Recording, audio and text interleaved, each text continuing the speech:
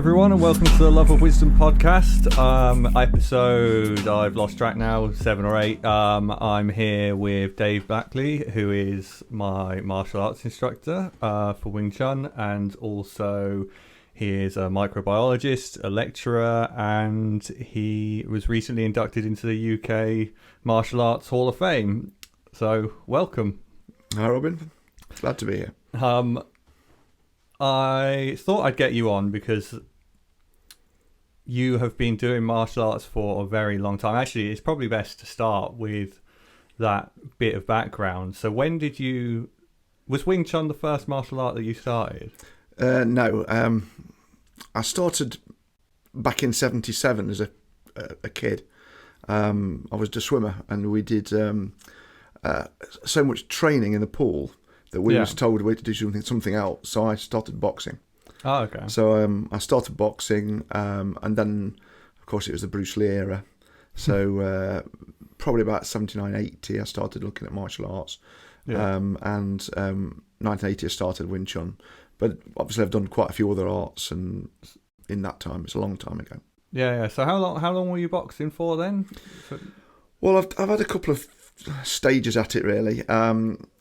I continued from about 14 to 17. Then the martial arts took over. I did some more boxing, although only training, in the 90s as well. But I wouldn't call myself a boxer by any stretch of the imagination. I have done some boxing, and I've trained in boxing. Okay. And what was Wing Chun the first martial art that you went into? Not really. I tried quite a few. I tried some of the karates. Didn't particularly enjoy the karates. I felt there wasn't for me. I did akijitsu, aikido, quite a few before I did Wing Chun, and quite a few after Wing Chun as well. Yeah. So I think Wing Chun's the one that's lasted the longest, given it's very good because as you get older, it's quite economical, and you can still do it when you get older. Okay, so it wasn't that you sort of settled on Wing Chun and were like, this is the one that I want to follow. You sort of followed lots of them, and then Wing Chun's just endured. Is that right? Well, I endure it, or it's endured every time. I got into Wing Chun because I was at another kung fu school. It was Tiger Crane, Hongar Tiger Crane, and the instructor wouldn't let us spar. He said it was too dangerous for sparring. Now we've heard that a lot. This is too dangerous. And one of the guys at that club, which was a small club, said, "I've started Wing Chun. Come to Wing Chun." I was only 16. Says, "Oh yeah, I'll come to Wing Chun." And it was a real sparring club, but even then, really, it wasn't pure Wing Chun. It was Wing Chun wasn't really that well known in this country at that time, so it was much more of a Wing Chun based martial art. It was called Combined Shaolin originally, although it was mostly Wing Chun. Yeah. I continued with that, but of course one of my instructors brought in Muay Thai to the country, so I did some Muay Thai. When the UFC came on, I did Brazilian Jiu-Jitsu for about 17 years. So, and Greco-Roman wrestling. So, yeah, I'm more of a martial arts fanatic's probably... No, it's the right word, really, isn't it? Yeah. Yeah, it is the right word. Yeah, I'm more a martial arts fanatic, and I train with what I think is the right thing to handle the problems that I increasingly get as I get older. Yeah. You are always injured and always complain. But I do train while I'm injured, which is... Yeah, I don't know whether that's a bad thing or a good thing. Well, I can say as an observer that it never seems to end well. Well, true, but then again, it's like the old saying, isn't it? You know, you don't get old... you don't stop because you get old. You get old because you stop. Well, yeah, and you've got to think, like, you see YouTube and Facebook videos, don't you, of people who are in their 80s, 90s, who are still practicing, who are doing loads of pull-ups and things like that. And a lot of the time, those videos are Chinese people or people from East Asia. And that's where a lot of these martial arts originate as well. Whether that's a coincidence, whether it's a cultural thing that spawned both of them or not, I don't know. But yeah, there are definitely ways to continue doing it for a long time. But how many do you see sparring? none, never. Yeah, and for me, that's the key. I mean, I still spar. Yeah. I'm 58 and I'm still sparring, and I will intend to spar in some way as long as I can. I think sometimes you see martial arts and they are arts primarily and martial secondary. I like to think that what we do is martial primarily. It's more of a martial system rather than an art. Well, yeah, we don't stick. Yeah. Although Wing Chun's the base, we don't stick specifically to one thing, do we? It's not. And that's what I was wondering when you were describing your first Wing Chun club, because you said it was embracing aspects of different things. Was it similar to how we train now, in that it wasn't tradition, like it wasn't really strongly rooted in the tradition and things like that? It was taking what was useful from it, or was your club more traditional when you joined? It was probably a little more traditional than we are. It was different problems. You're talking late 70s, early 80s. The problems of grapplers, wrestlers in the UK, very, very few people did it. So it wasn't a big problem. So we obviously do quite a lot of grappling, how to deal with grappling, how to deal with Greco-Roman wrestling, how to deal with jiu-jitsu, takedowns. We've got, as you know, very senior judokas at the club, and how to train against that problem. Apart from judo, there was very little by way of grappling late 70s, early 80s. So it was a different problem. It was all how to deal with stand-up fighters, kickers, punchers, if you like, the Bruce Lee kind of inspired era. I also think that the problem was that it wasn't so much that it was Wing Chun people who were teaching that then adapted to a problem at that time.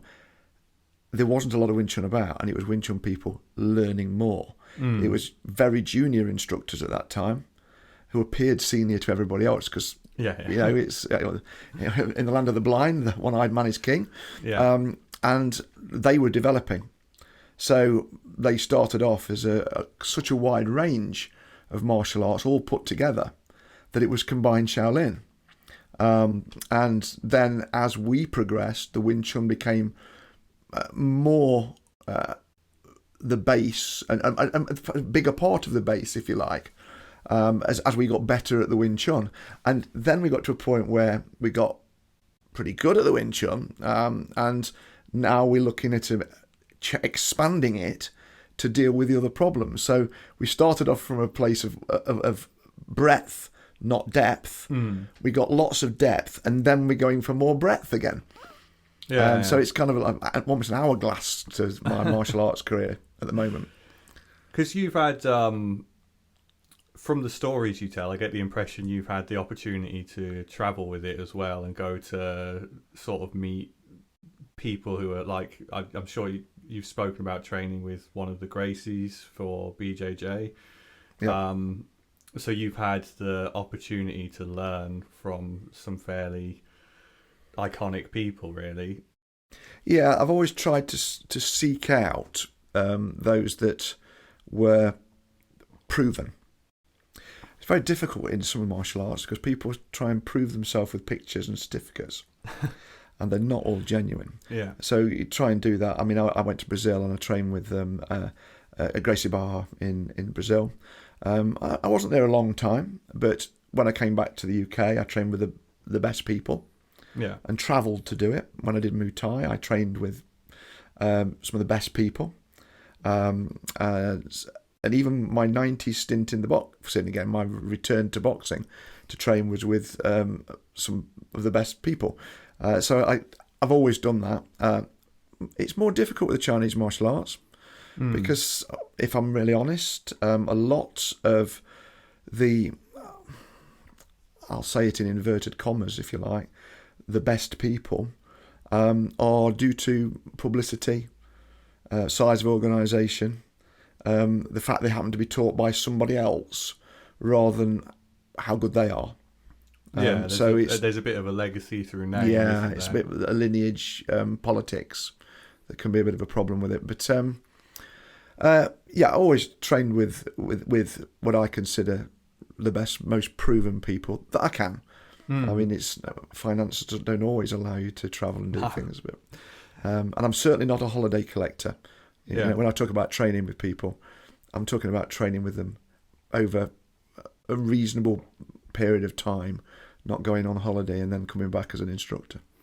Yeah, it's I have a really clear memory of when I was a teenager and I was training taekwondo, because I did taekwondo for quite a few years really, but I sort of reached my mid-teens ish, or maybe even early teens, and I sort of just lost interest in it randomly, and I've always been sort of disappointed about that. But there was a period where I had the opportunity to go away. It must have only been for a weekend, and I had the opportunity to go away for a weekend for an intensive camp, and we would be up at like 7 a.m. to have breakfast, and then we would be training at 8:30, 9, and then there would be like an hour's lunch break, then we'd be training for a few more hours, and like it to me, that intensive experience was absolutely incredible, and like it stuck with me, and like I would absolutely love to do something like that again. And I like I don't know if do you watch that TV show Idris Elba, the fighter?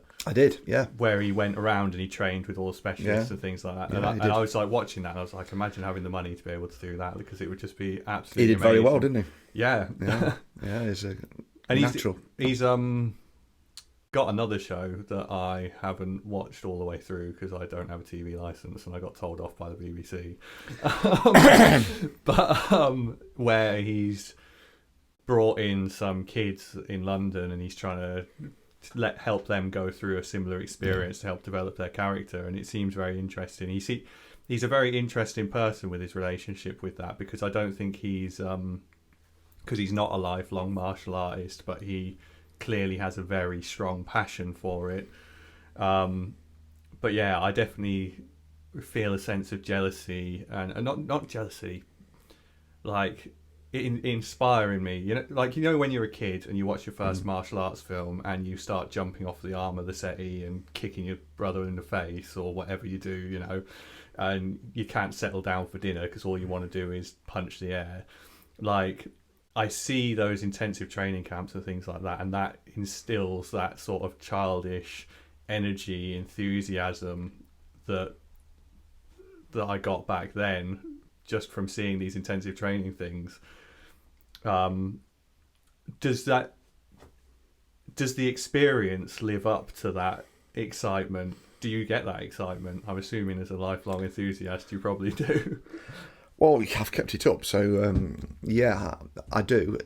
You have to sometimes think when you do an intensive training camp what you're trying to get out of it. I've been to a few different ones over the years, and some of them are very much socials with a bit of training as an excuse. Yeah, and some of them are really quite serious. When I went to Brazil, I was training twice a day, a good 2 to 3 hours each session. But you have to get some of the culture in as well. You have to go out and see the sights and enjoy it as well. I've had shorter training camps, and again, I think it's like everything else. You have to set an objective of what you want out of it. They can be really exciting. Obviously, the older you get with them, because I've done workshops and things like that, I end up teaching now, rather than being the recipient of much of the knowledge. But yeah, they're enjoyable and they're exciting, and particularly when you achieve your objective. What was your objective when you did your Taekwondo training?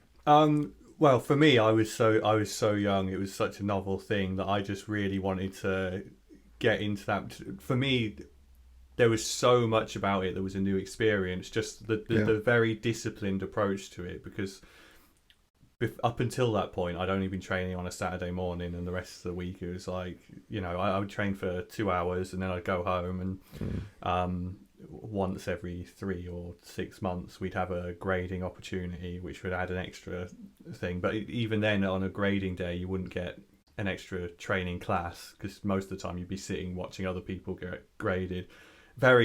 It was very, very formal, the grading process, compared to our club, because they would tape these X's on the floor, and there'd be 3 X's, and there'd be 3 instructors who would come from other parts of the country, because this was over in Ireland, and they would sit there at a desk writing notes, and they would call 3 of you up at a time, and you'd have to do your pattern, you'd have to explain it, and once you got to black belt, you had to know the Korean words for the patterns and the movements and things like that, and they'd send you home with book. But it was really nerve-wracking, to be honest, because you'd have the rest of the club, there might be 30-40 other kids there, all sat at the back watching you, stood up there, and you've got these 3 instructors who you've never met and are just completely stone-faced taking notes. So I bet they're as nervous as you were.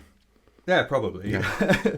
But it's very easy for me to recognise that now that I'm an adult, and I recognise that all adults are blagging it and going through the same experience. When you're 13, you assume all the adults know what they're doing.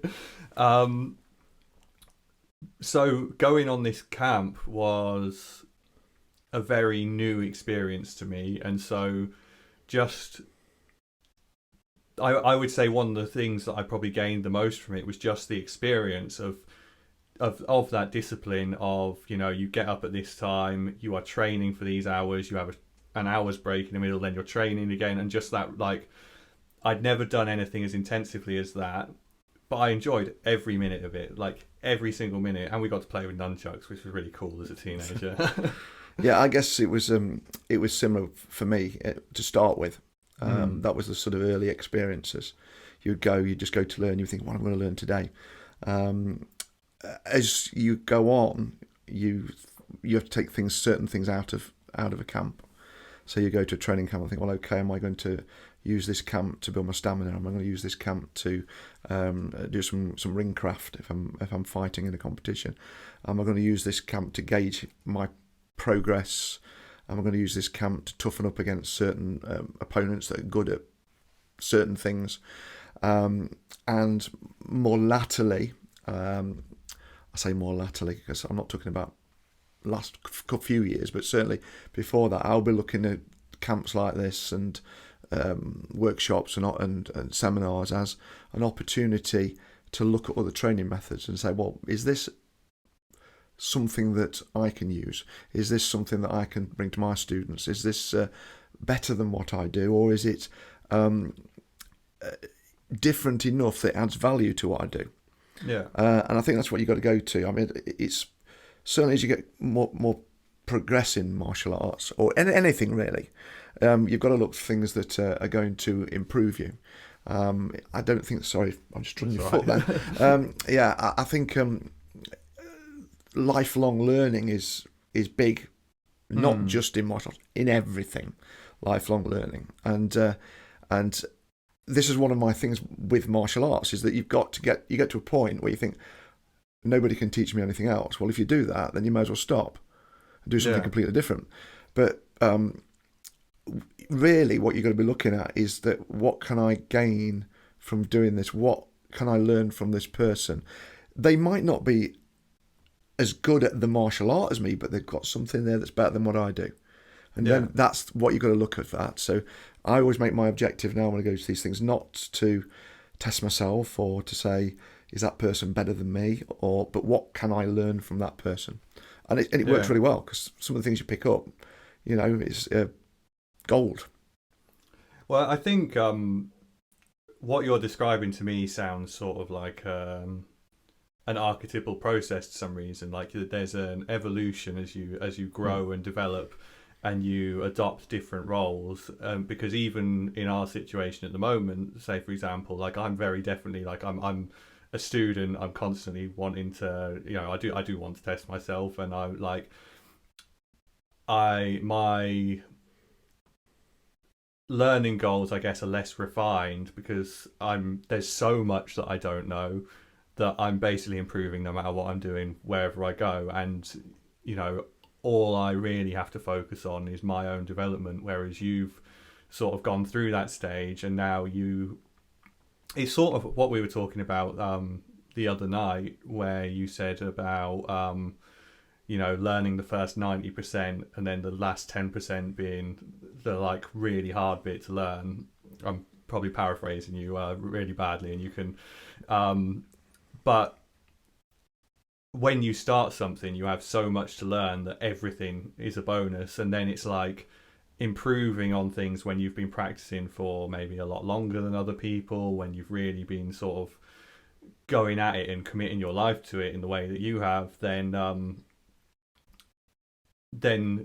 you get a diminishing returns to sort of activities, and you have to look for other areas to do it. But you've adopted another role through that progression. You're no longer just a student, you're a student and an instructor, so you're having to learn something that helps you in both those roles, whereas I haven't got anything to consider in terms of like what would benefit me as an instructor, because I'm not an instructor. So you're yeah you just want to come back to that point very slightly. I think that you, even at a pretty much intermediate level, you start to get to that point where you do start to teach yourself, and you do start to adapt and think about teaching others. I like to look at it, the progression. Let's start with that 90%. 90% of what you'll ever do in martial arts, you can learn very quickly. And you can get the basics of it. Embedding it, getting better at it is a different matter. Then you learn another 10% as you carry on your sort of more advanced journey, and pick up, if you like, new skills in that 10%. But that's kind of the ratio. But that's not necessarily what I mean as progression. I think, have you heard of Bloom's taxonomy? I have. I'm pretty sure I came across it in uni, but I'm struggling to picture it now. But it's a conceptualization of the process of development, isn't it? It's a learning guide. And the modified version is something that I try and use a lot, and try and think of it this way. As a beginner, we're talking about the knowledge. So you first thing is you focus on is learning the knowledge. Maybe even copying it, but you're learning the knowledge. Then you start to understand what it means. Once you start to understand what it means, you can start to apply it. You can't really apply just a base knowledge until you understand how it's going to affect that other person. But then once you've got that understanding, you start to apply it. When you apply it, then you start to analyze what you're doing. And then you start to evaluate whether what you're doing is the right thing for that circumstance. You are applying as a student. You are starting that analysis and evaluation. Because when you play with somebody and you say, but what if I do this? Do you think that this is going to work? Or when I do this, he does that. You're actually going now into the advanced learning part.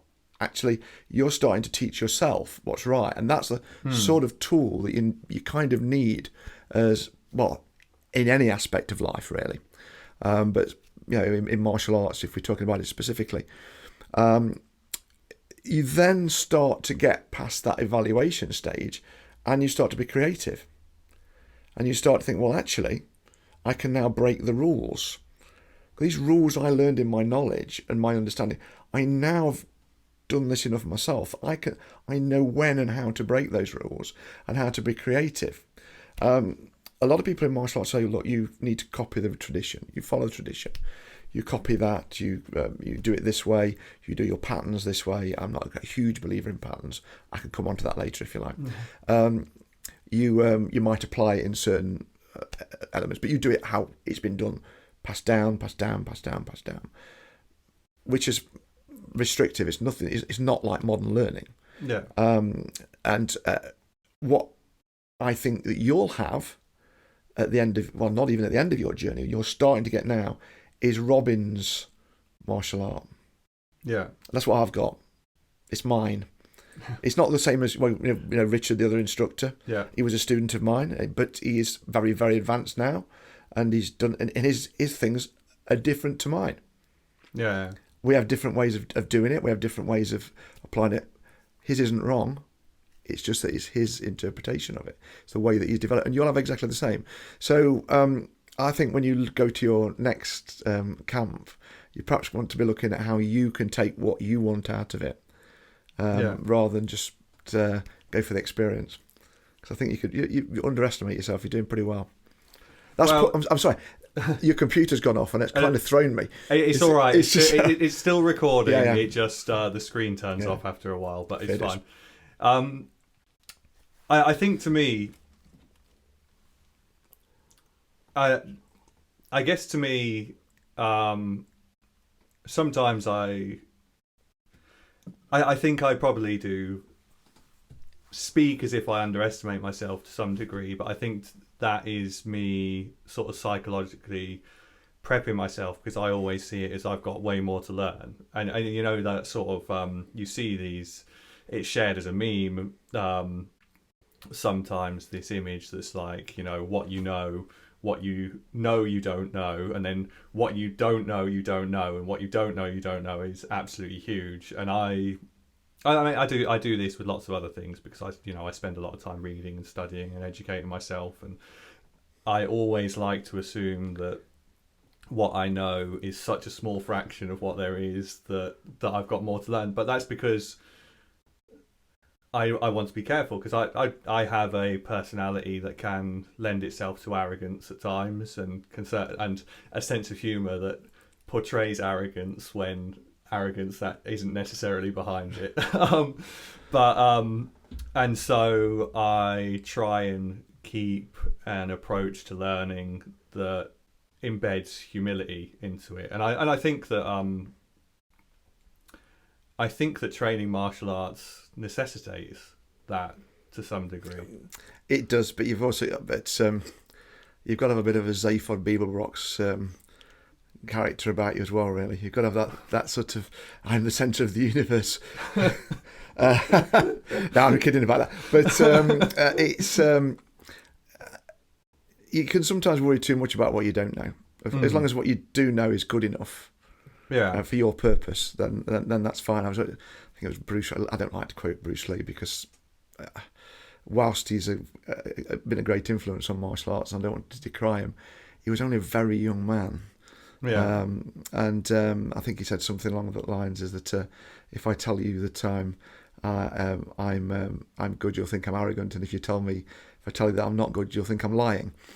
Yeah. So it's not a direct quote, something like that.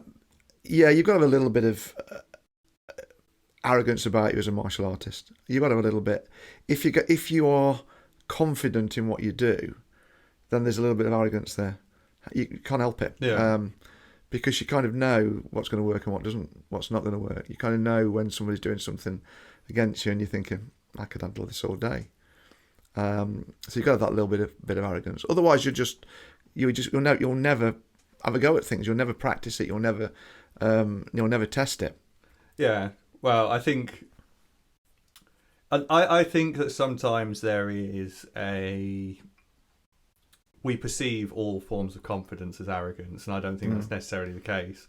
And I'll try and avoid drifting into a semantical point, but one of the things that I find that culturally there is this real thing, and I found this in places of work. I found it where people acknowledge when they're good at something, it's automatically presumed to be arrogance. And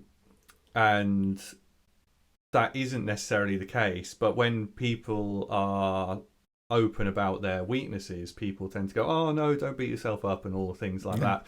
And both of those irritate me, because I was not necessarily... Like there were plenty of things that I wasn't confident in. Like I wasn't very confident socially. I was quite anxious when I was a teenager, and all these different things, and it manifested itself in ways that maybe wouldn't have been obvious because I used to act up and make myself the center of attention by accident because I was just a pain in the ass. But no. Yeah, I know not much has changed in that regard, but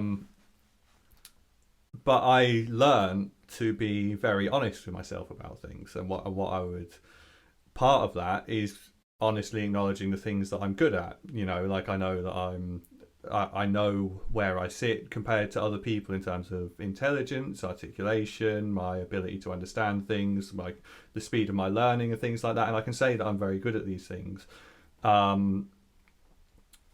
But I always go, well, I'm good at them, but I could always be better, and I always try and keep that in mind. But I'm also fairly happy to acknowledge my weaknesses, and I remember having this experience. I met up with someone who I'd met online through a dating website, but like a friend's bit, to go mountain biking not that long ago, and we were mountain biking in Sherwood Pines. And it was only like the second time I'd ever gone mountain biking or something like that, and I made some joke about it, like basically being like, God, I'm fucking awful at this. And she was like, oh no, don't be so hard on yourself. I'm not being hard on myself. I just know that almost everyone who's ever ridden a mountain bike is better at this than me because this is my second time doing it. And to me, if someone... The borderline of arrogance is when you're either inflating the confidence in the things you're good at, or you're only acknowledging the good without acknowledging the bad. And you can be confident while acknowledging you have a weakness, and that's just confidence. That's not arrogance. At least that's sort of the definition that I would work. No, with, I think that's fairly reasonable, and you are quite right. Certainly, martial arts instructors have to be confident because they have to appear confident as well. Yeah. If you didn't, whether some of that's false confidence, why would I learn from you? Whether that's false confidence in some is a different matter. Whether that's arrogance in some is a different matter. But yeah, I mean, I'm a little bit tongue in cheek about being arrogant. It is. I'm confident what I do. I know what I can do, what I can't do, and what I'm good at and what I'm not so good at. I suspect, from what I know of you as well, I think your sense of humour probably does the same thing as mine, of portraying you as more arrogant than you actually are. So you make jokes that may create that persona to some degree, but anyone who spends more than 10 seconds thinking about it will be like, well, his behaviour doesn't portray the arrogance that the joke does, if you know what I mean. Yeah, it's... I always think a joke is a joke. Yeah, and controversial. Yeah, and I think you make your jokes to your appropriate audience. Yeah. I mean, I jokingly say, I think I did it the other night to Lawrence, who's a good martial artist. Yeah. Black belt, good martial artist. When I was talking about some of the unfortunate circumstances at Nottingham University when we got the club there for a quarter of a century, that we took on students that were kind of not there to learn. Yeah. They were there to socialise and sit around the edge. And I think I made a joke at some Lawrence's expense. It's almost like he was one of them. He wasn't. Yeah. But well, obviously he's still here, and yeah. Yeah, he's still there and sparring and and sweating a lot. Yeah, a hell of a lot. Yeah. Yeah. So you're quite right. It's we do. I think sometimes as well is that humour is your armour. You make humour about things. You make jokes about things, and it's your little bit of armour. It's a little bit of something that you push out there to not always protect yourself, but to make other people feel comfortable because they feel that you're more human. You'll be surprised at the number of students that I've had that go to pieces when they train with me. They fall to pieces when they train with me. There's a couple that are still with us now, exactly the same. Fall to pieces when they train with me. What do you think's behind that? I think it's to do with A lot of it's respect. It's sort of, instructor respect. And I'll never be as good as he is. And when that blatantly can be and are in some occasions. I mean, one of them was John. Yeah. I mean, I'm sure John won't mind me saying. I mean, I think it'd be fair to say that every time I spar with John, who's he's got a 4th-degree black belt in some other martial art and, a very good martial artist, until very recently, he'd spend the majority of the sparring session beating himself up because he would not believe he could do it against me. And then we worked over the summer, COVID summer, outside, and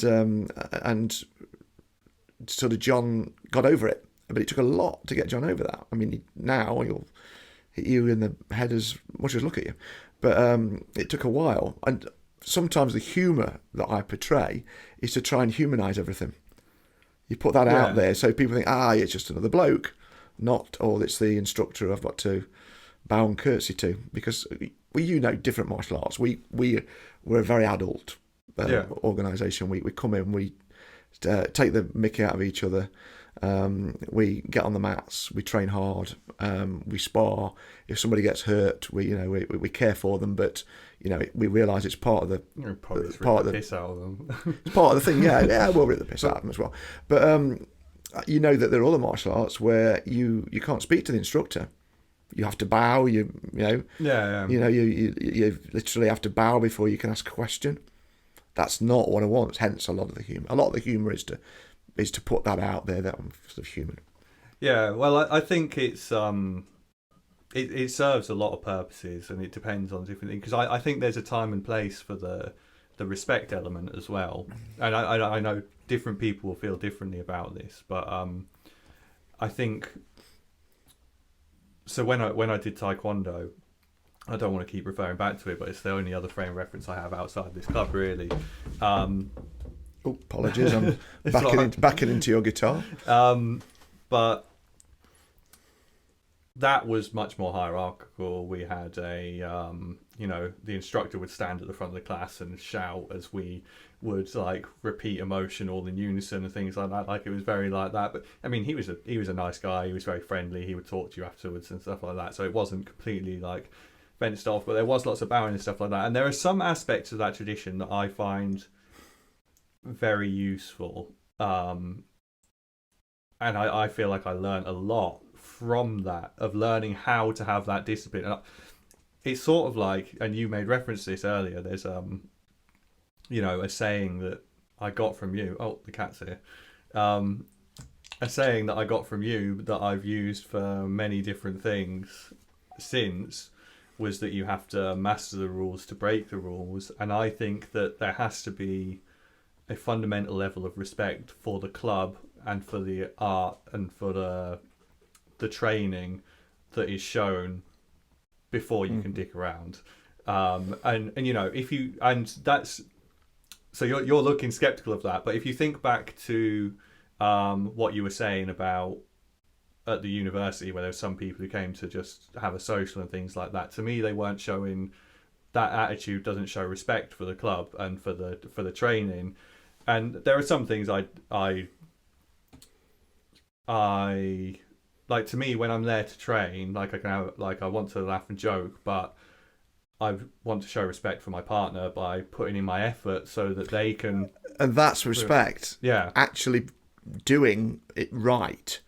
What I mean by respect in sometimes is almost the false respect. You don't respect something because you're told you must.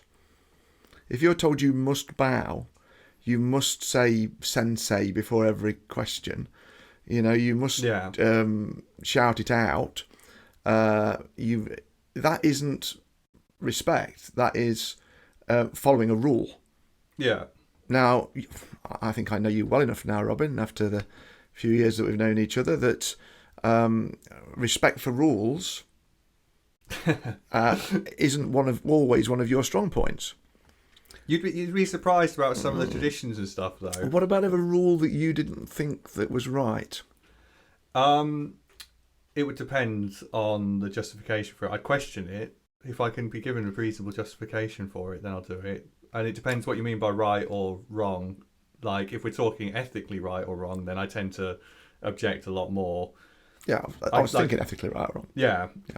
But like, in work, for example, there are loads of rules that I don't necessarily like. That like, you have to do things this way or you have to tick this box. And I do them just because I'm like, well, it's not a battle worth fighting. But that's took me a long time to learn. I used to fight lots of But you do that because, in effect, you really have to. It's a little bit like you go to some martial arts clubs and you have to bow. You have to do this. You have to do the other.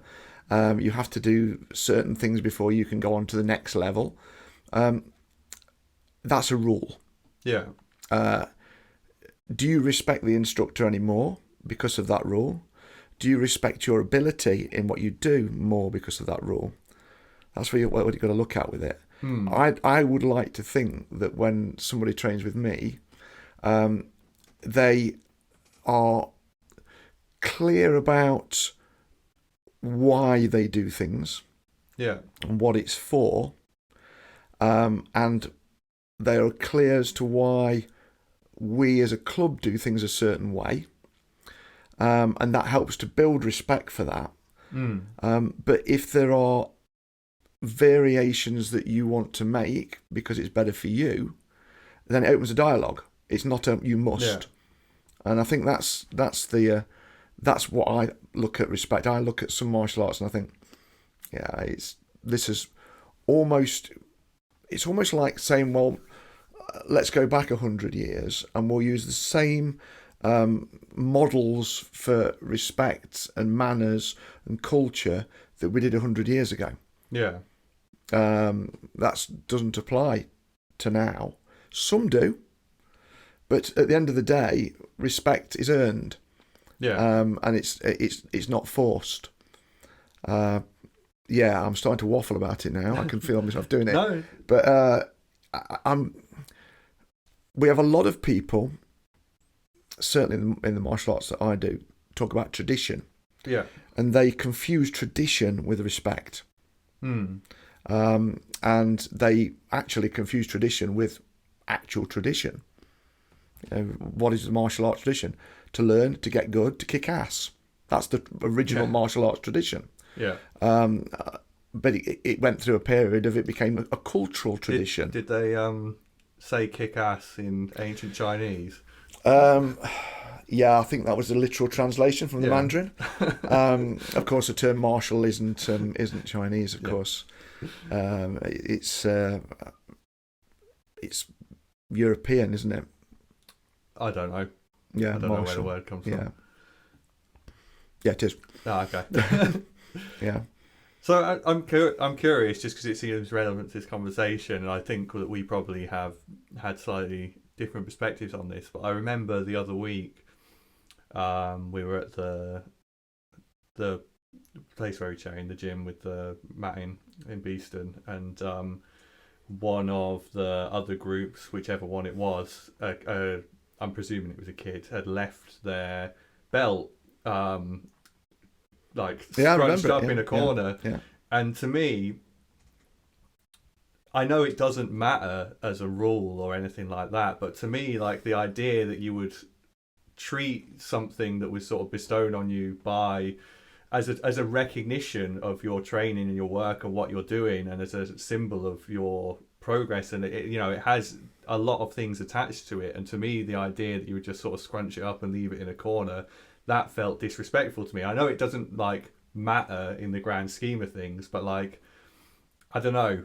To me, that's like a sign of respect for the club and the art, and I guess it is a respect for tradition to some degree. But I can show you my blue sash is very neatly folded. I owe you a certificate, by the way.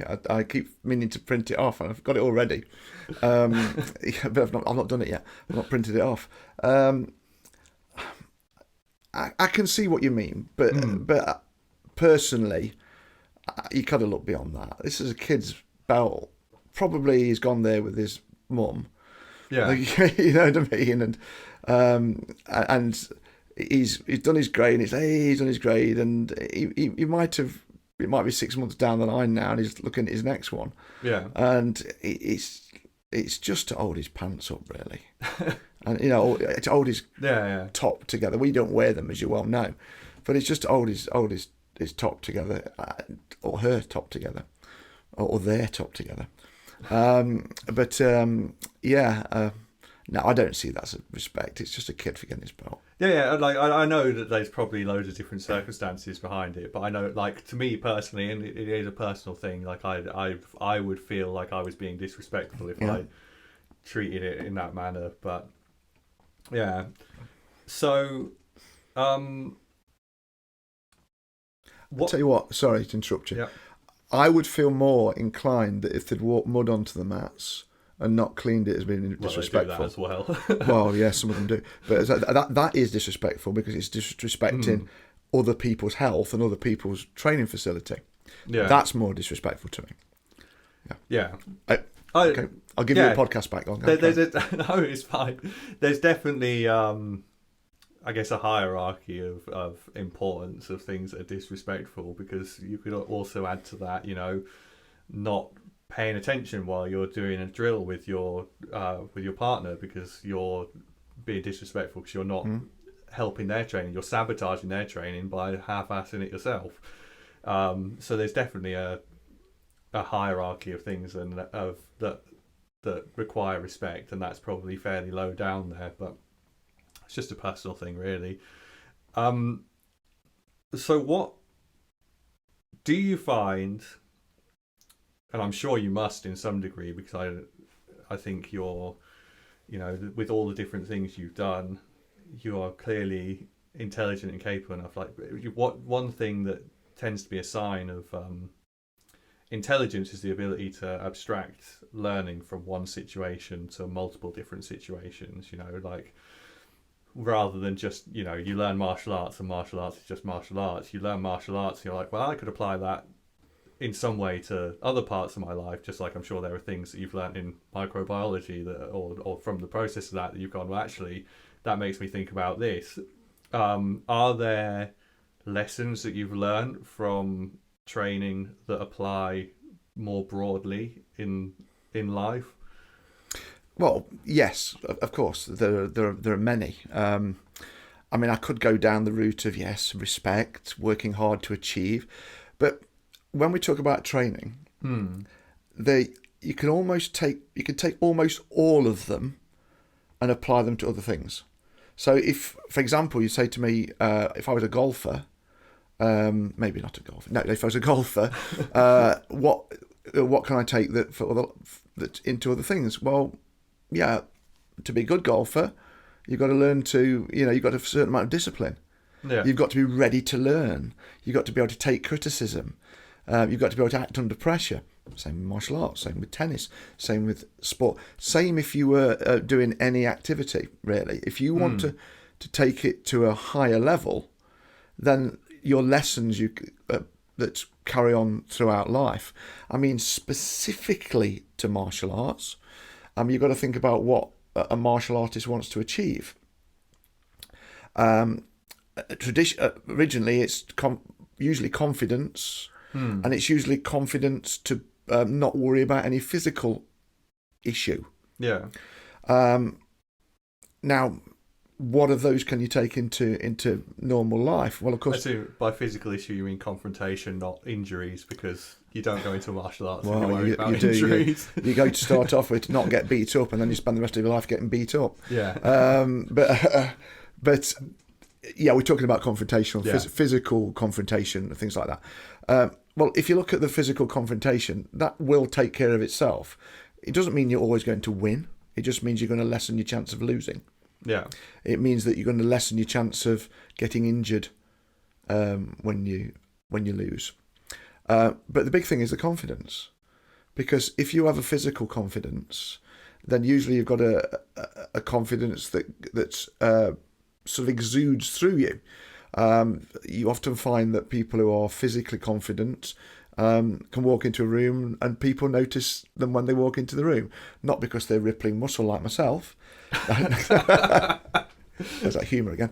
But not because they're rippling muscle, but because they are confident in themselves. They'll walk into a room head high. But this is exactly the same as if you are a good speaker or you are a great scientist. You know that it gives you confidence. So when we talk about martial arts specifically and life lessons from martial arts, the specific ones are not that many. They're around physical, they're around confidence, and well, of course, they're around physically getting your own way if you want to, which isn't always a good thing. But if you take the whole training and doing any activity to your best of your ability, and then pushing the envelope at it, they're the lessons that you take. They're the lessons where you don't give up. They're the lessons where you realise there will be setback. They're the times when you get punched in the face and you think, shouldn't have got punched in the face there. You know what I mean? Or you get thrown or taken to the floor or submitted. You think, that shouldn't have happened. Now, if you've a good martial artist, you don't look at that as a loss. You look at that as a learning opportunity. And you look at that as something else to train, something else to get better at, another problem to solve, which is a life lesson. So it's more about the lessons of pushing yourself to do anything, rather than specifically martial arts ones. Well, that's that's a big theme of my podcast so far, is that I don't think that there are life lessons tend to be that specific to any one thing. Even the ones that you said were more specific, like pushing yourself, I could apply those to running equally. Yes, you can. Yeah. That. I think there's two. There's just two that really. I mean, it is the physical side and the confidence you get from that physical side. They, I would say, specific to the physical side of fighting to martial arts. The confidence comes alongside with it as a package.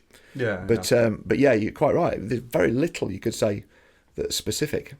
But there was something you said in there about I can't remember exactly word for word, but you said about one of the things that people can gain is that they can get their own way physically, and that's not always a good thing. Have you ever met anyone that has done it to be able to get their way physically, and that's with some sort of, with that being their motivation? Because I guess that's sort of inherently a negative motivation, really. Because to get your own way makes it sound somewhat tyrannical, doesn't it? It's to compel. There's a sort of compulsion element to that. Whereas, and so have you ever met anyone who's doing it for the sake of being able to get their own way, who's actually become a good fighter?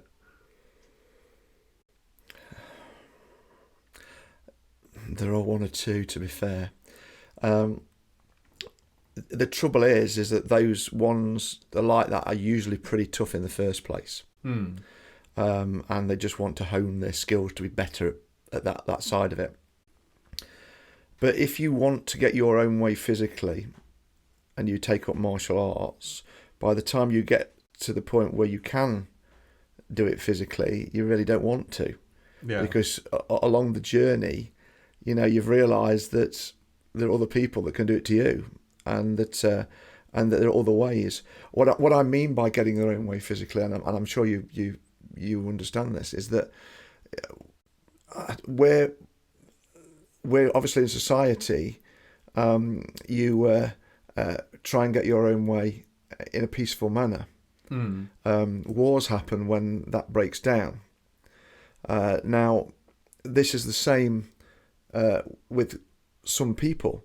Some people can't cope with the argument. If they and quite a lot of people can't win the argument. They don't have the ability to win the argument with their intellect and wit. And martial arts won't necessarily train them to win that argument with intelligence and wit. But what it can do is teach that person to accept that it's not an argument they're going to get involved with and walk away. There are people that want to take that argument and win it by smacking the other person in the face. And I've heard this quoted quite a few times, is that violence isn't the answer. Well, tell that to somebody who's lying in a pool of blood. Hmm. Tell that to the person that's just walked away having won the fight. The elation for people who do that, they get hooked on it. Yeah. It can be like a drug. You see them do it. You talk about people. I've had lots of street fights, and I go and I will win my fight. It's a drug. It's an ego boost. Martial arts can give you that if that's the route you want to take. I would hope that by far the majority that stick at it long enough to be able to do that because of the martial arts, not because they were tough in the first place, outgrow that on the journey. Yeah. I've been asked a few times whether I would take a difficult student like that, somebody that's like that, because what I'm teaching them will make them a better fighter. Do you really want that card on your conscience? And it's a really difficult question. But I also think that that person will still do that anyway. Yeah. And sometimes it's better to be able to teach it out of them. Well, this is sort of why I asked the question of whether anyone who, because if you look at the literature on developmental aggression, developmental aggression tends to manifest itself in people when they're about 2 years old. Is the sort of peak. Basically, as soon as we can throw punches and kicks, that's when we're at our most violent, just in terms of occurrences. Obviously, a 2-year-old can't do a lot of damage, so we don't tend to give it any significance, and people tend to think of adolescence as more violent, but that's just because that's about the first time you can actually do any real harm with it. This scar here, yeah, that's a 6-year-old. Hit me with a golf club. My youngest. I was confused because I thought you were pointing out this scar on my face. No, I've got one just there. One. I stood behind my son as I was helping him with a little pitch and putt, and said, "Just move it this far." And he swung it straight back and split my face open with it. So yeah, I get what you mean. Okay. Violence. So, yeah, mine came from a dog when I was a baby, but but that tailors off over time. But there are a select few people, predominantly men, who are extremely violent in comparison to other children, and then they tend to grow up to be the most violent adults.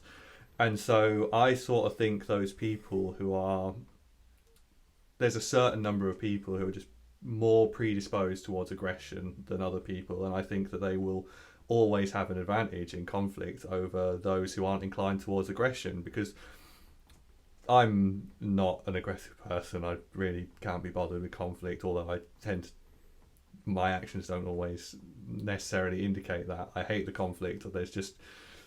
I'm not very good at keeping my mouth shut. But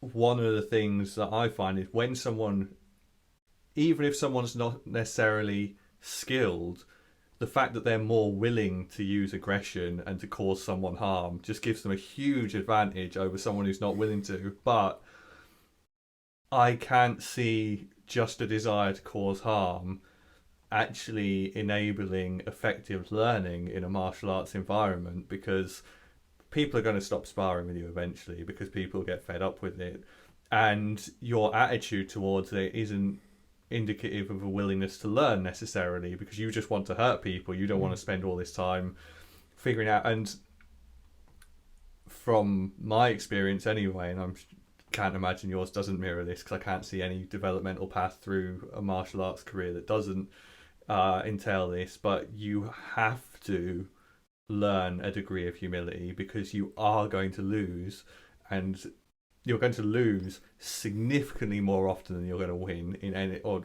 obviously sparring isn't a win or lose, but you're going to be on the receiving end of someone completely outperforming you in a sparring match or in anything far more often than you're going to win them until... No, I disagree completely. No, I'm joking. until you get to, 30, 40 years in, when they're... But then you start to lose because you get old. Yeah. I mean, it's... there's a lot to pick up on in that. I mean, for start, if you go back about the aggression side, And I mentioned earlier about trying to train it out of people. How many boxers will tell the story that they were in a troubled youth? All of them. You mentioned Idris Elba earlier about There's quite a lot, not all by any stretch, but quite a lot that that come from that background, and they get into some combat sport, not necessarily a combat sport, many other sports as well, and they lose that need to prove themselves. They do it in the ring. They do it on the mat. They do it in the gym. They don't need to prove themselves anymore. And almost they can look at the people that would normally have wound them up and say, I don't need to prove myself against you. I know that I will beat you. Yeah. You know, I don't need to now beat you to prove it. So this teaching it out of them, this experience of teaching it out of them, I think is really important. As for an aggressive person having an advantage, I think you're right to a point. Aggression. If you look at the average street fight, I hate the term street fight. I have a lot of conflicts in the past through jobs that I've done prior to lecturing, as you know. Yeah. Usually things are based on a lot of aggression. So the winner of most of these fights is the one that acts first and with utmost violence. Yeah.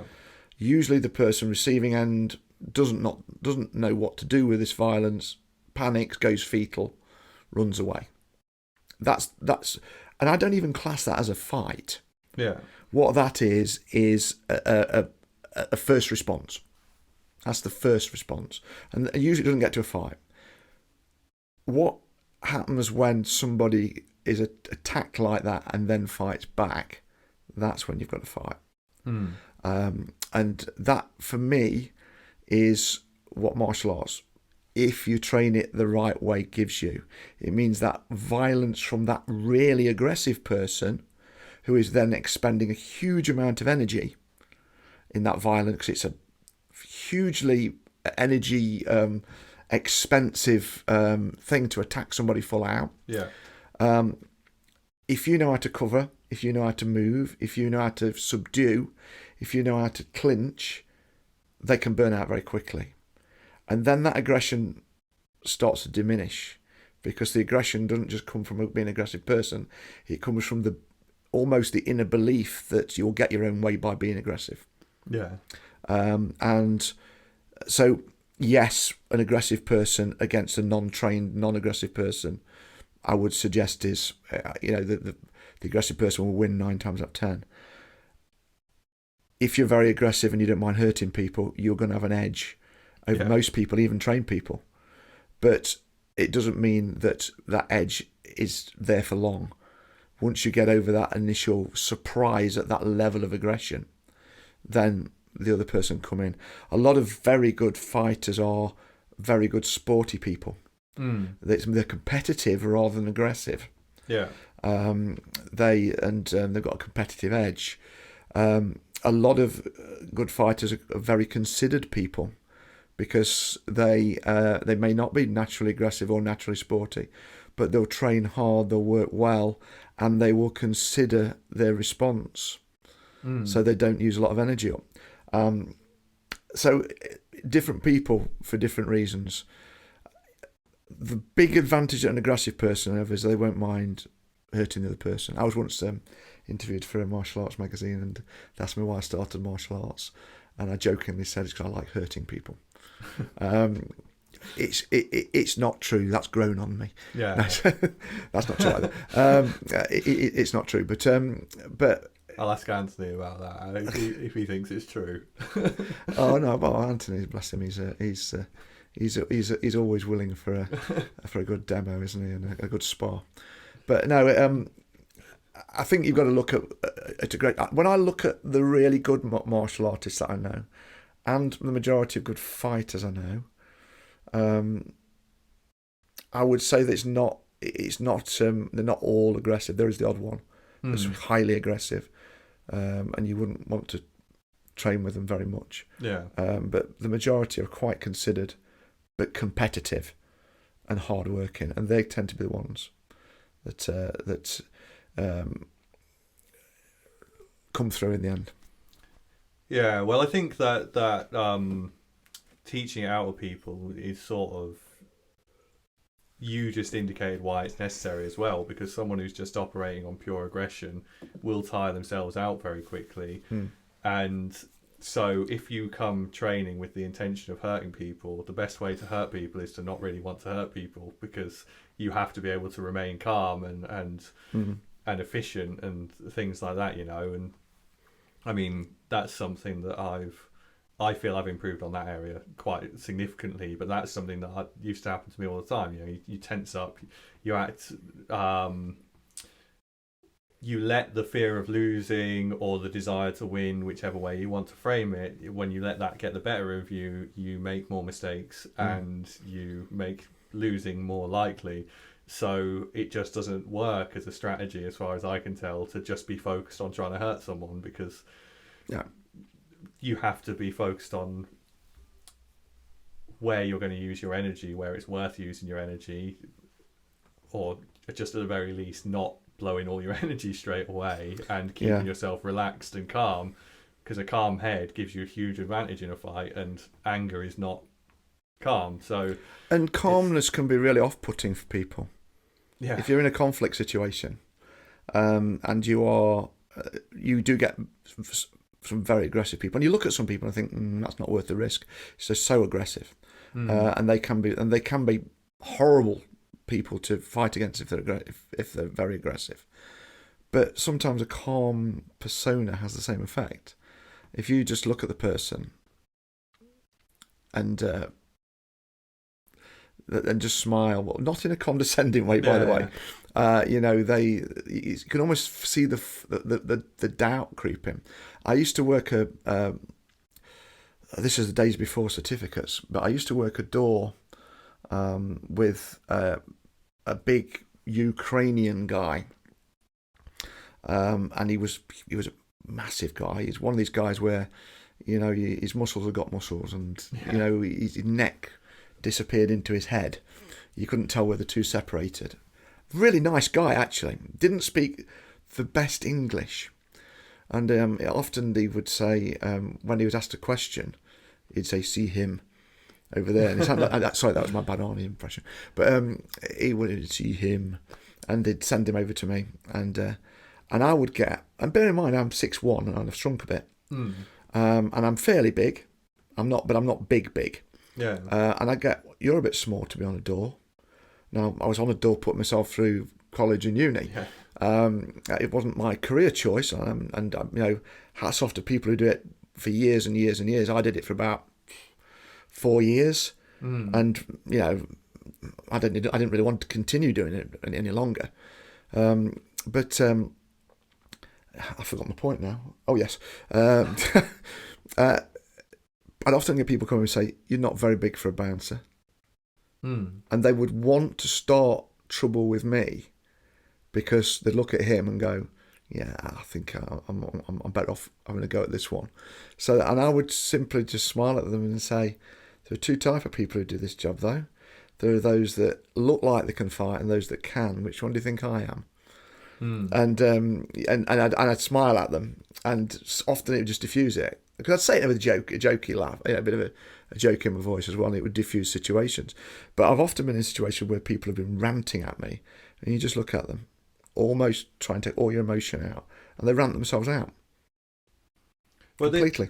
This is something that I find in my line of work, because I'm obviously working with people in situations where quite often they're emotionally heightened or experiencing some distress or whatever, and you know, there have been a number of occasions where I've either been dealing with people who are very anxious and worked up, or I've been dealing with people who are aggressive for whatever reason, and I always think of, like,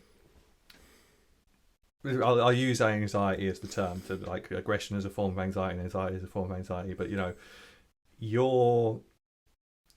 you contribute or detract from the level of anxiety that's in that situation. And if you rise it up, then it just pushes them up, and you rise up a little, it pushes them up.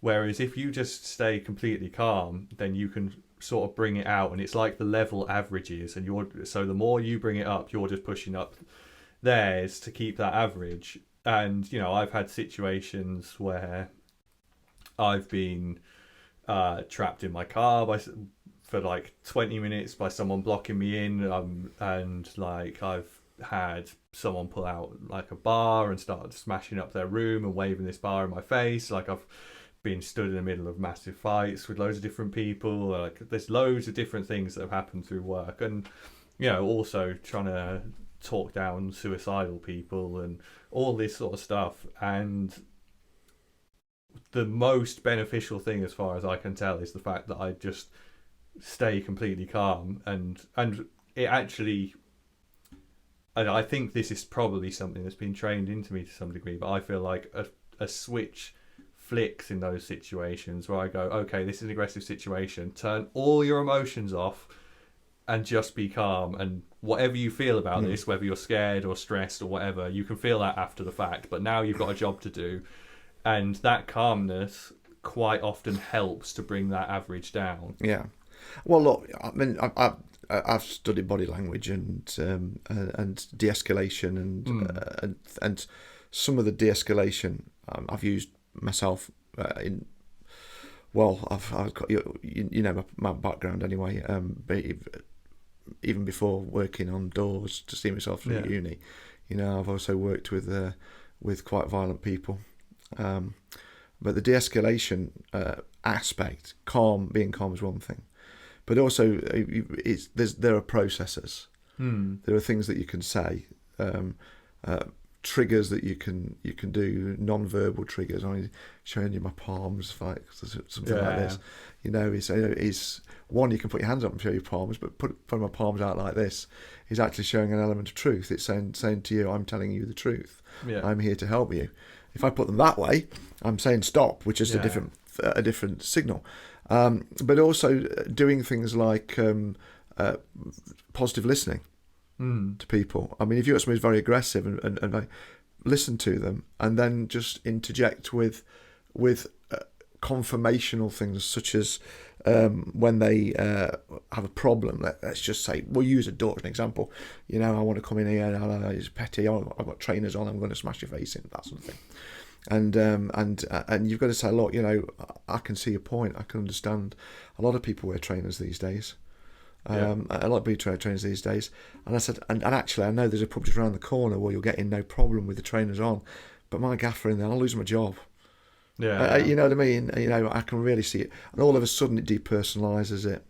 You humanise yourself. You humanise it, and you can ride a lot of conflict by giving them, recognising what they've said, repeating what they've said, so that they can hear you. That means they know that you've heard them. Yeah, I am a dickhead. Yeah. Maybe not quite that confirmation, but I know you think I'm a dickhead, but look at it from our point of view. Guy in there is going to sack me. And you've got another option just down the road, mate. Yeah. That sort of thing. That sort of thinking is funny enough. Going back to the martial arts thing, there's isn't taught anywhere near enough in martial arts. To be fair, I don't teach it enough, because we kind of more of a fight club sounds like something out of Brad Pitt, but we are kind of more of a learning to fight club rather than a self-defense club. Yeah. But often that isn't taught, the de-escalation side, and perhaps we ought to do some workshops on it. Well, I find that is when I started doing Taekwondo, and I know other people who've done other martial arts, when you start as a kid, one of the things they always sort of say, and they drill into you, is like, you're only learning to fight so that you don't have to fight. They're very clear on that, and they like to say it a lot, because I guess particularly with teenagers, some of them will be going in there with that malintent to learn how to fight so that they can exert power over other people. And I did quite a lot of self-defense work for different things, not work, but like lessons that were not necessarily all that formal, like these different workshops that I've attended over the years and things like that, and they will focus much more on the de-escalation. Interestingly, I've heard I was speaking to someone after one of them it was only about a 3-hour workshop or something like that, and we spent probably the first half hour, 45 minutes talking, excluding warm up, being like, positions and how to talk and how to calm yourself down. And we even did some drills where you'd have someone acting as an aggressor and you'd be like trying to de-escalate it, and you had to choose the moment at which you felt you couldn't de-escalate it and you had to defend yourself. And I remember someone saying to me afterwards, he said, that felt more like offense than self-defense. And I was like, if you train any form of like martial arts or combat sport or whatever you want to call it, it will be way more offensive than that. You won't get this element of like how to de-escalate things. I'm like, well, what more do you want? Like, there's not that much of that you can teach, because I think that's something that comes with experience, and it's very hard to replicate genuine aggression in those situations consistently, I think. I think you've given yourself the comfy chair. No, I've not plugged my book yet, but That's all right. I've written a lot about this in my book, and it's not finished yet, but it's a long way down the line. Now, there is a lot you can learn to avoid the fight before the fight happens. Usually, the fight isn't about one person and one person. Usually, it's the fight's about somebody looking for somebody to fight. It's that they've got their glass of water or their glass of whatever, and if you consider what's in it is the stress level, they've already reached the point of talking to you where that stress level is right at the top, and you say the wrong thing and it overflows, and that's the fight. And it's kind of a fairly decent analogy, really, if you think about when people are a bit angry, you might reduce that stress level a little bit by dealing with them right, but it's still up there. It's not going to go down for some time. So you've got to be careful all the way through. But there are lots of things you can spot. I mean, you can spot body language. As I said, there's lots of different body language that you can spot. There's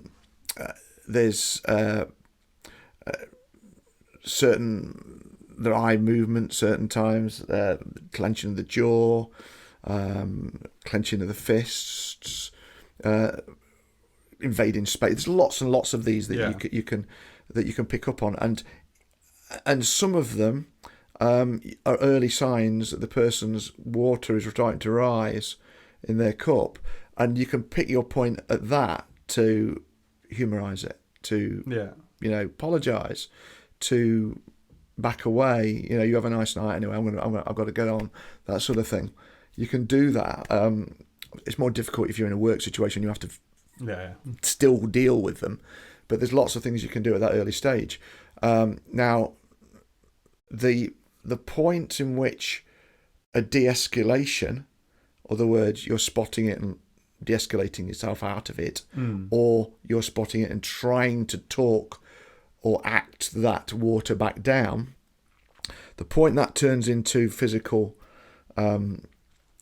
intervention is a difficult one, because you can read the signs without the other person having been physically aggressive to you. They could have invaded their space, their arms are up, I'm going to smash your fucking face in sort of thing. The veins are bulging in their neck, their fists are clenched, they're coming towards you. You can act at that point, and that is probably, as a complete defence position, the time to act. Although when you watch it back on CCTV, you're likely to look like as the aggressor, so it's not always the professional time to act. You then get the next stage where they start the physical push, shove, jostle. Another stage in which you can act, and a lot more, and actually probably more justifiable than the former stage. realistically, they'll probably both end in the same. But you can then preemptive strike, they call it, at that point when they're pushing and shoving. Yeah. Because obviously, if it's a 10-year-old, you don't. But some people. Oh, you might do, depends if you like them or not. But no, so you that's the kind of, you don't do that. But and then you get the if you like the safest stage to justify it being the least safe stage to actually do it is when the other person's started the aggression. Yeah. By aggression, they've thrown the first punch, they've made the first grab, they've tried to do something. And there's a lot of people who will differ on what the first point is of when you can strike back. Now, pure defence, point 1. Yeah. Very often, if you leave it past point 3, it's too late. Yeah. Point 3 is the safest to justify. So it is a difficult one. I like to think that I've got to the age now where I'm de-escalating before point 1, and point 1 doesn't happen. But we all know that sometimes it's going to. Sometimes you get somebody that just can't leave it alone. And so I've probably put myself into situations where there's aggression in my direction more than the average person through the things that I've done, from hunt stabbing, for example. Mm-hmm. And there is, I would always, there's lots of things to consider in those situations because you're with a group of people and you need to know what their assessment of the situation is going to be, and you sort of need to be bearing that in mind at the same time. And one of the things that I would always use as a rule of thumb is basically I act at the point in which I feel confident defending myself in court. Because that's what's going to happen. And there are laws to allow for preemptive self-defense. It's just that you have to be able to justify that you felt you're under genuine threat. But that's somewhat counter to this, and I think this is maybe something where you have to have a certain level of mastery for de-escalation anyway. There are some situations where I've experienced people being aggressive and trying to be intimidating, where you can tell maybe there's some level of doubt in their mind. They're not necessarily an aggressive person, they're trying to get their way through intimidation, where the most effective de-escalation tactic I found in some of those situations is, like, say they stand in front of you, then you just square up to them and go, "You fucking what?" or something like that. Like, you have to show a lack of fear and a confidence that makes them go, "Oh, maybe not." And yeah, you're right. It's sort of counter to, I would advise every other method first because it's a high risk one comparatively, but there are some exceptions, I think, where being slightly more verbally aggressive actually causes them to back down and saves you the hassle of a genuine conflict. Yeah, I do know those points. They happen. Yeah, they've happened a lot. Obviously, as you get older, they happen less. But I've done that. Sometimes you have to stand your ground. You just have to stand your ground. If you work in a certain environment, you cannot let that person through. You cannot let that person go. You cannot let that person attack your friends or your colleagues. You've got to physically deal with it. And I agree. Sometimes you have to preempt. Look, we're all human. I remember occasions where, and one in particular, where somebody was doing that to me. They were trying to do something to somebody that I was with, a female, that I thought was, I wasn't going to allow. Basically I was standing in the way and saying, you're not going to do it. But I didn't de-escalate it. I have to be honest with you, I kind of wanted them to escalate it so that I could deal with it. Of this female? No, not particularly. I just didn't like the person. I would have done it with them out there. They're not. No, definitely not. And it was when saying to me, he said to me, "If you touch me, I'll break your neck." And I just put my finger out and touched him. I said, "Go on then," and it did have the desired effect. He did have a swing, and he did come second. Yeah. And so and there are occasions, I have to say, that that little bit of violence actually felt really good. You know, and would I do it again? Absolutely. But it was a very special person that I did it to, that really deserved it. Yeah. Yeah. Well, I think that you know, anyone who says they've never had some urge to act violently is probably lying, because, you know, we all get overwhelmed by emotions at some point in time. We all have intrusive thoughts. We all feel that urge for revenge, or, you know, someone just gets us in the wrong way. Like, everyone has that dark side to them. And I find, to me, I guess one of the benefits, and I guess this is what you were saying earlier, is that if you train and are capable as a result of that training, then you decrease the probability of that happening, because you feel less like you have to prove anything to anyone. You feel less like you have to do that, because you know, if that person's being a dick and being in your face, but you're in the back of your head, you're like, well, I know you come off second place in this situation, so the process is redundant. There will be occasions, Robin, when you are trying to de-escalate, but secretly hope it won't. Yeah. And that was the case. That was that particular one occasion. I mean, it's not been the only occasion, I have to say. Certainly, as I was younger, but that was a very special person who I really wanted him to continue. Yeah. And he didn't let me down, because he had no control over his emotion at all. I did. I sort of controlled him into it, but that's a special time. That kind of could make me sound like a bit of a thug, and yeah. Okay. But I sort of get the impression from the way you're describing it that had he not continued, you wouldn't have then pursued it. You would I wouldn't have hit him first. It was always on his prerogative. Yeah, I wouldn't have hit him first, but I was kind of glad that he reacted the way he did. And really, that you could say that's a flaw in me, but I'm human. You know, there have been other occasions. Yeah. But that was one that I particularly enjoyed. Yeah. So, your book that you were wanting to plug, is the How to Hurt People, and how to hurt people and influence them, and get away with it. Yeah. So, is the book specifically a Wing Chun book, or is it more broadly a martial arts book? Very good question. Do you know? Well, I've written 122,000 words so far, so I'm kind of have a reasonable idea.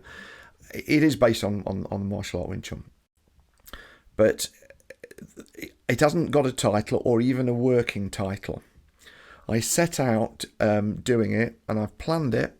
I planned it on my Excel sheets and plan what I'm going to put in each chapter. Because what I want to do is to try and do something that lets people get the best they can out of that martial art. In other words, how you have to train to do it, mindsets you have to have, how to de-escalate. Yeah. Because, you know, joking aside and incidents aside, you know, that is the best way forward. How we handle momentum, how you handle force, ways of training, how to sparring styles, how to use equipment. It's a big, big book. And the specifics of Wing Chun itself. You could take, I would suggest, at least half the book and apply it to any martial art. Probably more than half. Yeah. But it is the specific examples given are Wing Chun. Okay, so it's similar to the way that our club operates then. Wing Chun, Very much. Wing Chun is the basis, but There are other problems to solve. Yeah. Yeah. And sorry, I just need to move this chair by a fraction and just dehook myself. There we go. So it started off as me thinking, well, I'd just like to get a few thoughts down. And then I planned it, and then I started writing. And the more I write, it's about learning, isn't it? The more you write, the more you realise you've not written. Yeah. And the more you want to write. I want it to be very comprehensive. I want to be in depth. I mean, for example, I've even put in things like diet. Yeah. And I've put in, rest, diet, training, how to stretch, what types of stretching, how to exercise, different types of exercise, what they actually mean to the body. Are you sure this is a single book? It's starting to sound like a series of books. Well, the trouble is, where do I split it? It's almost going to be like a coffee table, big book. But I just wanted something out there that was realistic. I mean, you see a lot of martial arts books, and it'll show you a smattering of technique that you probably know anyway. It might show you a couple of forms that you probably know anyway. Yeah. And some age-old things that you've probably seen anyway. This is more about thinking about the martial art, even thinking about how you teach it. There's a section on teaching. There's a section on analysing what you do. So it's, when you say, is it a pure Wing Chun book? Wing Chun's the example. It will be a Wing Chun book, but realistically, it's kind of more than that. It's the full journey. Yeah. Yeah. Have you got an estimated time of how long it's going to take you to finish it? I tried this a couple of years ago when I first started writing it. I'd say, it's going to be ready by Christmas, to be ready by next Christmas. You can beat yourself up if you do that. Yeah. Hopefully it'll be ready for I'm dead. No, I'm looking at maybe looking at getting onto the pictorial side in about another year. Yeah. Because I've got other things I have to do. It's not just sitting and writing. But I would imagine, I'm estimating it'll probably top out at about 160,000 words, which for a martial arts book is massive. How much does that equate to roughly in pages on an average book? Because I need to say that. It's hard for me to comprehend. Average novel. Count. Novel. But say most books I read are about 350 pages. 350 pages. That seems to be fairly average for, Well, you've got quite a lot on your shelf, but the average novel's somewhere around about the 90,000 word mark, isn't it? Yeah. You usually find that the average martial art book's around about the 30,000 word mark. Okay. Obviously you've got the psychology book up there, which will be bigger. Yeah. Mind you, it's psychology, so it might be a pop-up book. I would say, for me, it's probably going to be the size of this one. Okay. I would imagine, because that's. But you've also got to put the diagrams in. You've got to put diagrams and photographs in. Well, more photographs than diagrams, because my stick men won't look good in it. But I can take a reasonable photograph. Hopefully that'll go in there. And I have thought about whether or not I could actually do it. Is that my sons are pretty good at this sort of thing. Is that having a barcode, not a barcode, but the QR code. Having a QR code next to some of the diagrams where you can just blip it with your phone, and you have like a 5-second GIF where it moves, so you can actually see what's happening. Not just going to take you to your YouTube channel. No, because that's just not gonna. They're a bit long. We're rehashing that. Rich and I are going to be looking at that YouTube channel, and they're going to take some of the old stuff off and make it a little bit more professional. Because I think the stuff's good on there. I think it's good on there, and I get lots of good feedback. But realistically, it's not professionally done. It's who's got a phone? Yeah. And I basically chop it at the start and chop it at the end and put a little title on it. Yeah. And that's it. But no, I'm thinking that it's just a specialist one where you have a GIF and there's a picture of that in the book, and then you just scan it if you want to see how it moves. Yeah, because describing movement's hard. Well, yeah, I was going to say, years ago I got a Krav Maga book, because I was like, oh, that would be cool. I can learn that. I can't afford lessons, but I can afford a book. And I was like, looking at images and reading words about movement sort of seems redundant if you don't already have a baseline of skill to contextualize it. No, I don't think any martial arts book alone should do it. I mean, they talk about the ancient people learning from their scrolls. Rubbish. You do have to have. You've got to have a basic core. But you could look at this, the one that I'm writing, and say, well, look, let's have a look at this book. And does this mean that now I can do that martial art, or that martial art is now interesting to me? Because before I thought it was a bit stiff. It was, some Chinese guy with his arm out in front, and it looks a bit odd. They could read that book and say, actually, I can see we have actually got to put the work in for this. Oh, this is why it works. This is how it works. And that's the type of book that I'm looking at. So you can read it. Now, you won't be able to do it by reading it, but it might inspire you to learn it. Yeah. Yeah. So who's the target audience? Is it beginners, or is it people who are already practicing but are early in their journey? Is it something for experienced people who... I would suggest, and this could be that confidence coming out. I do workshops. I've done them at quite a few places in the world, and there's some really good people out there, but they don't always solve the right problems. Yeah. There's some Wing Chun out there there's classed as traditional. As I say, traditionally Wing Chun for me it was not what you think. It's an evolving martial art from way back, started off by somebody or a group of people that are already good at fighting, and they evolved for a particular reason, and at some point people have chopped that and said, this is what I want to look at. We've taken a period of time where we like that martial art now, and that's what, rather than evolving it. I think that there are a lot of instructors that will look at what I'm putting in this book, and I would say the majority of instructors, whether they agree with it or not, they will look at the things in the book and say, I've not thought of that. Yeah, we don't train it that way. We can't solve that problem. So I think it certainly would appeal to advanced practitioners, because it's encouraging advanced practitioners to think outside the box. But I also think it's an encouragement for beginners, because if you look at it as a beginner, you can look at the journey you've got ahead of you. And sometimes I think journey is an exciting part. Sorry, just elbowed your skull. There's that's the exciting part, and to have something where you can say, do you know, when I'm going to train this way, because I'll be better now than that, and I might even be better than my instructor because I'm training this way.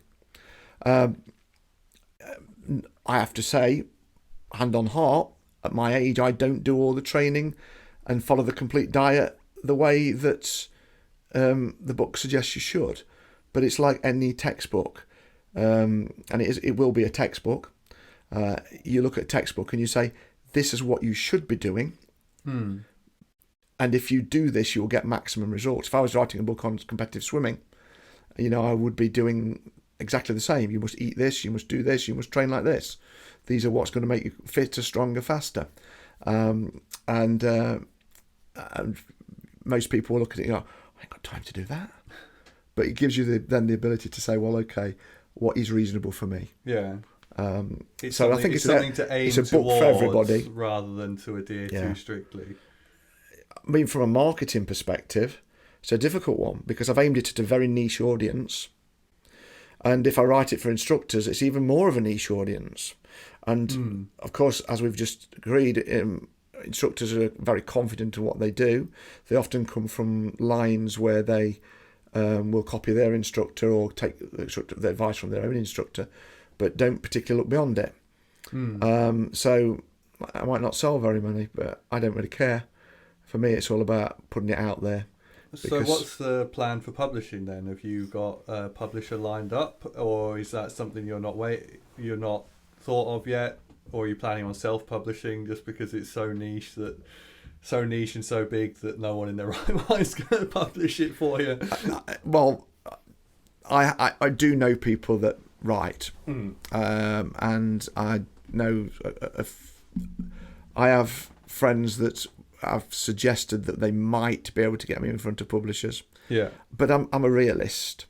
It's probably going to end up being self-published because there's not enough sale market. I mean, the sale market for me is one. It will be it'll be a good book. Yeah. I mean, I have no doubt it will be a good book. I don't think there's anything. There's that confidence. There's that confidence. It will be a good book, and there is nothing like that out there. Yeah, there's no martial art book like it. There isn't any with the same depth that I'm writing at. There isn't, and it's a different approach to writing about it as well. So people could buy it and go, God, I've got to spread the word about this book, and it could take off. I doubt it because it's such a niche audience. I think that it will be a book that will almost highlight the workshops that I do. Yeah. So it could lead to more workshops. I will be able to sell books at workshops because when they've done a workshop, I usually get good feedback. Yeah. And people say, "Oh, can I have one of your books?" Or, I might be able to sell a few like that. I'm under no illusions. I mean, I said to Rich, Rich is, but people listening won't do. He's sort of my joint instructor now. We've run the clubs together for some time. I told him if I sold 1,000 in my lifetime, I'd be happy. In the reality, I don't really care as long as it's in years to come. People look at it and say, "That's a good book." Well, that is something that seems to underpin your relationship, and to me shows your passion and dedication to martial arts in general.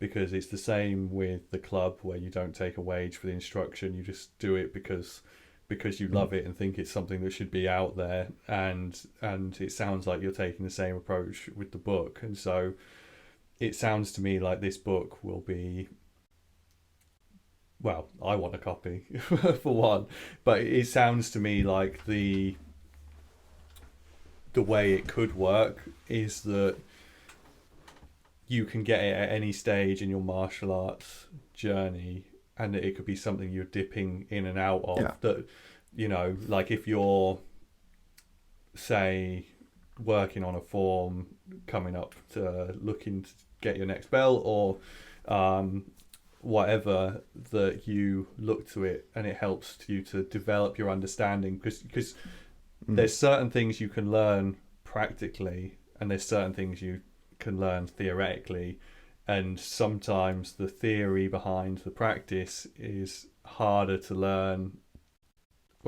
It won't show you how to do a form. Yeah, I mean, it's not that type of book. But would it not explain the theory behind the movements? What purpose the rotation serve and the control and all of that stuff. It does that. So it can tell you why you're doing the things that you're doing in your lessons. Yeah. The thing about martial arts forms is that there are two types, really. There's those that you do a form pattern, I think they call it kata in karate, don't they? Where you are imagining an opponent in front of you, and you are doing certain moves, if you like. You put moves together: a punch, a block, a kick, or block, punch, kick. The Wing Chun forms are all about movement and concept. Yeah. And whilst they can be practically used, they're not always what they appear. It's about movement. It's a little bit. it's a little bit. I like to think of it as moving visualization. If you think of a bobsleigh, you watch a bobsleigh team. They'll sit in the bobsleigh. Jamaican bobsleigh. I can't. It always comes to mind. They'll sit in their bobsleigh. Yeah. And they'll sit there, not moving, and they're visualizing the run. And they'll go to one side and they'll move to the other side. And they'll be moving as a team to do it. Golfers will practice their swing. Yeah. They're visualizing. Boxers shadow box. They're visualizing what they're doing. And visual movement, visualizing while you're moving, there's a lot of evidence that it causes neural connections. Yeah. And these neural connections mean that when that opportunity, is that the right word? Okay, let's use it anyway. When that opportunity occurs in reality, then the neural connection's there, so you react in a way, and your body reacts in the right way and moves the right way to solve the problem. Yeah. There's a lot of evidence to do that. Now, in Wing Chun forms, we've got there's only 6 forms that different lineages have different forms, and there are arguably there's less or more depending on which way you come from. But it's about 6 is mostly accepted. Is that when you do the forms, you've got to think about how you use certain energy. In other words, how you create force, how you create strength from contact. And these movements are different ways of producing that force. So if you're using a form, if you're practicing a form, you're visualizing how you are creating that force, or how that force is affecting somebody else. And the book will give you guidance on what to look out for and what sort of things you should be combining in your body in order for it to work. For example, if I push you with my arm, you're not going to be very well pushed. Yeah. If I use my arm, my body, my legs and my connection to the floor, it makes a bit of a difference. Yeah. If I push you in a way, if I push you towards your bracing foot, it's not going to really affect you that much.